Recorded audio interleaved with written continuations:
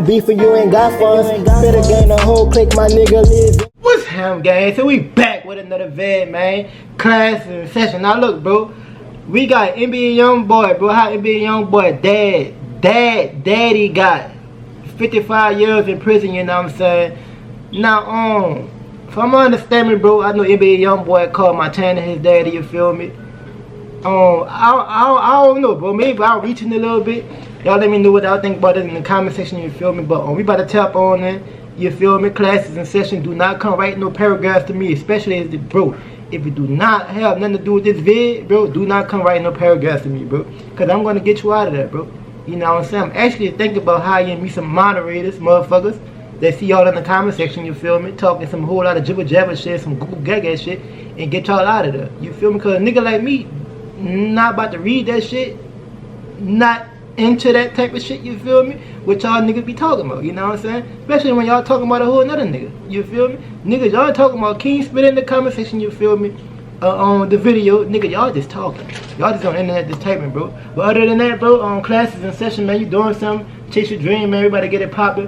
About to see what the brother talking about, you know what I'm saying? Hip-hop daily, you know what I'm saying? Let's get it popping, yes, sir. NBA Youngboy ain't just one of the hottest rappers in the game. He's also one of the most savage. But that ain't happened out of nowhere. Come to find out, his pops is certified in the streets too. And he's been locked up since Youngboy was a kid. Let's get into the true story of how Youngboy's dad got snitched on by his own brother and sentenced to 55 years in prison. On December 1st, 2009. Man, Youngboy daddy?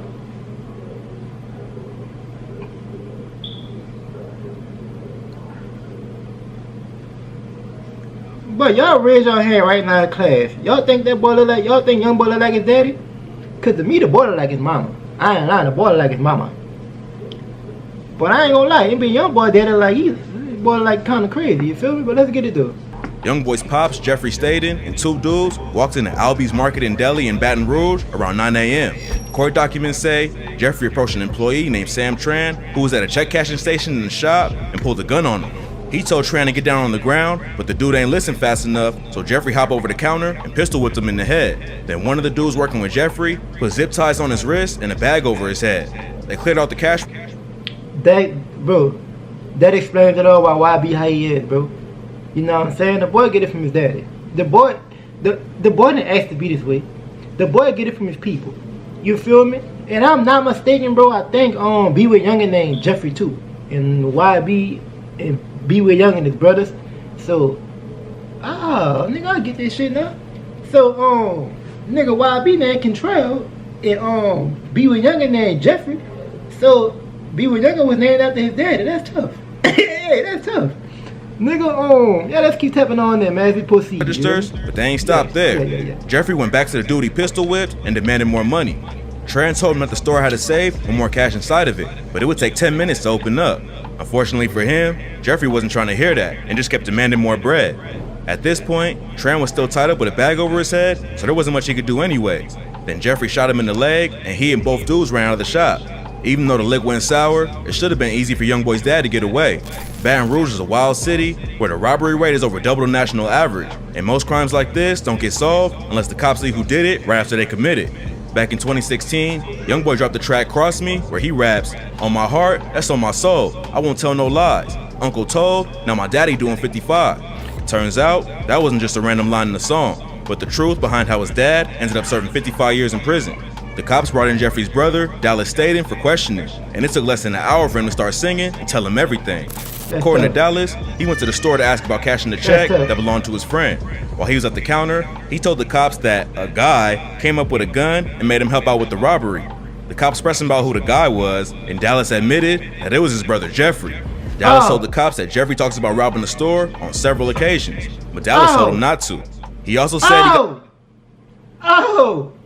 say, bro.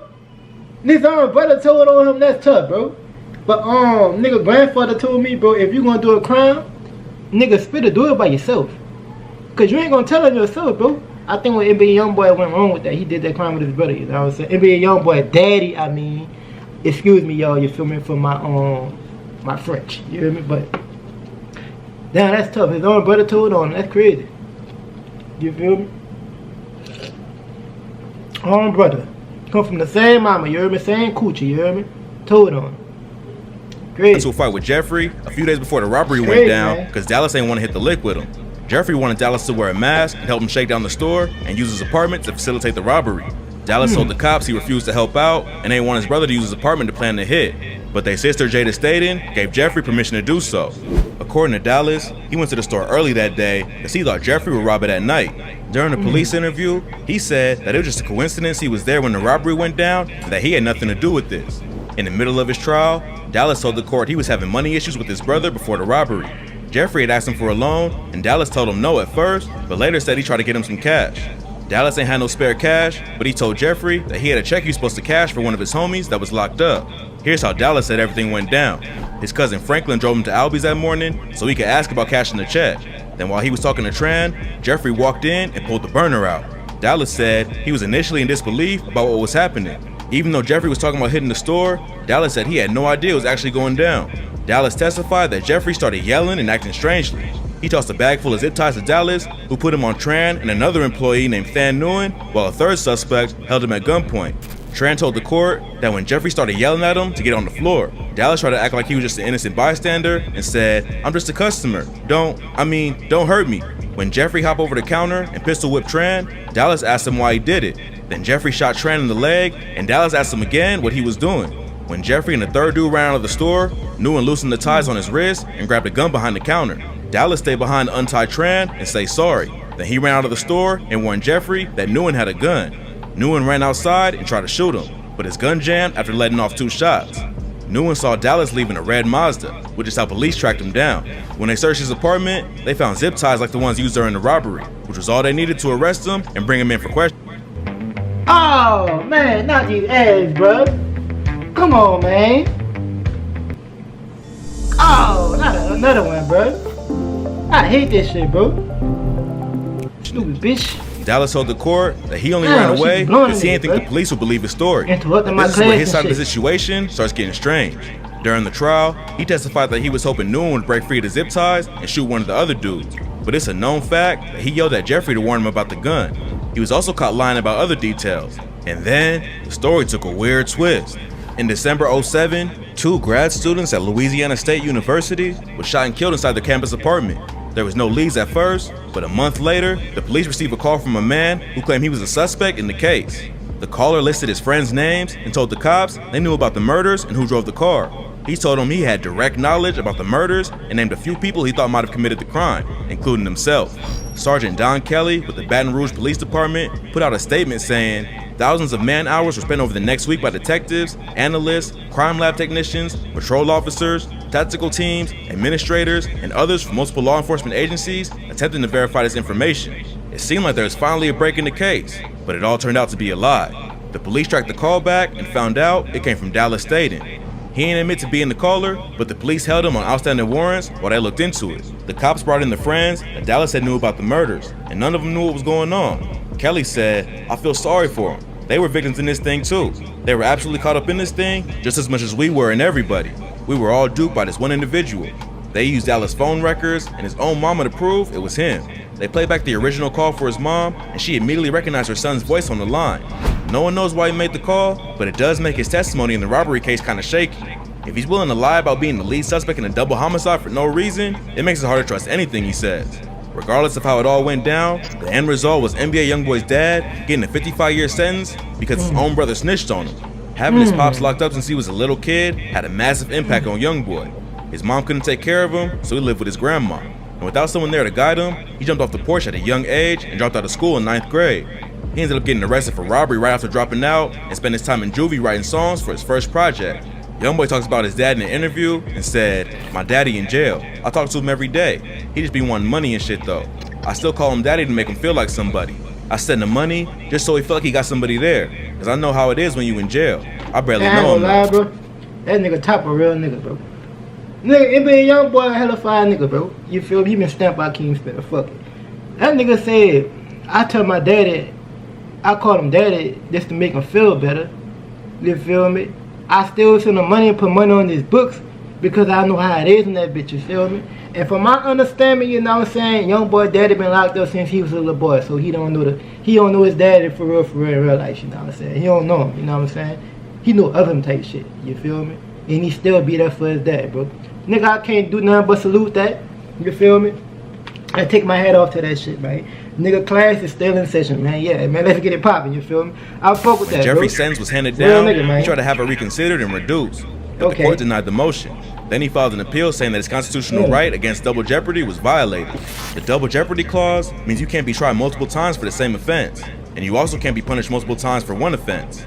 Jeffrey tried to argue that the court was punishing him twice for the same crime, so his sentence should be reduced, but they denied his appeal and stated, rather than being punished twice for the same offense, the evidence showed that 2 separate crimes occurred, which were independently proven. Jeffrey's been locked up since 2009, but he ain't gave up on the early release. A rapper named Youngboy been keeping in contact with him while he's inside.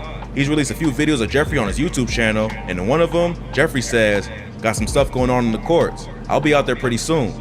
Getting snitched on by your own brother will make a lot of dudes angry for life. But Jeffrey seems like he used his time in prison to mellow out and forgive people. He said in another video, forgiveness is a big part of life, bruh. You know we can't hold bitterness in our heart and expect good things to happen. To all those who've hurt me and abandoned me and did me wrong, I forgive you and I love you, and it's all good. Forgiveness is a big thing, bro. Forgiveness is a big part of life, bro. You know, we can't hold bitterness in our heart, you know, and expect good things to happen. But to all those who have hurt me and abandoned me and did me wrong, I forgive you and I love you, and it's all good. Hopefully he can get his legal situation sorted out and reunite with his son. But Youngboy got issues of his own right now. On Thursday, May 19th, an artist named Chris James shared an iMessage conversation between him and Youngboy on Instagram. In the text, Youngboy revealed that he don't think he'll be free or alive much longer. He said, LOL, I'm headed to a cell or the grave very soon. I wouldn't give a f what her or who thought. Murder me. I wish the best for y'all. A few days before that post, DJ Academics broke the news on Youngboy allegedly turning down a $25 million deal with Atlantic. He's had issues with the label for a minute, and back in February, he said they was the reason he ain't go #1 with his album Colors. But even though the situation ain't been perfect, fans were shocked that he turned down that kind of money. Youngboy obviously got a lot going on right now, but hopefully he can duck off and stay out of any more legal trouble. He got 7 kids of his own to take care of, and he don't want them to end up in the same situation as him, with their dad locked up their entire lives. That's crazy, bro. That's crazy, bro. I ain't gonna lie, bro. Nigga, yeah, I salute and be a young boy. Yeah, I ain't bullshitting. I salute and be a young boy, you know what I'm saying? Y'all let me know what y'all think about this in the comment section, bro. Please do not come tapping to me in the comment section, bro, if it do not have nothing to do with this video, bro. Nah, we not tolerating that in the classroom, bro. If you doing something, bro, believe in yourself, nigga, tap on in. Nigga, I'm just saying, bro, I don't know what y'all the boys gonna do, but class is out of session, baby. You feel me? Peace. Next time I'm gonna shoot you in the one that wink and not the one that stink.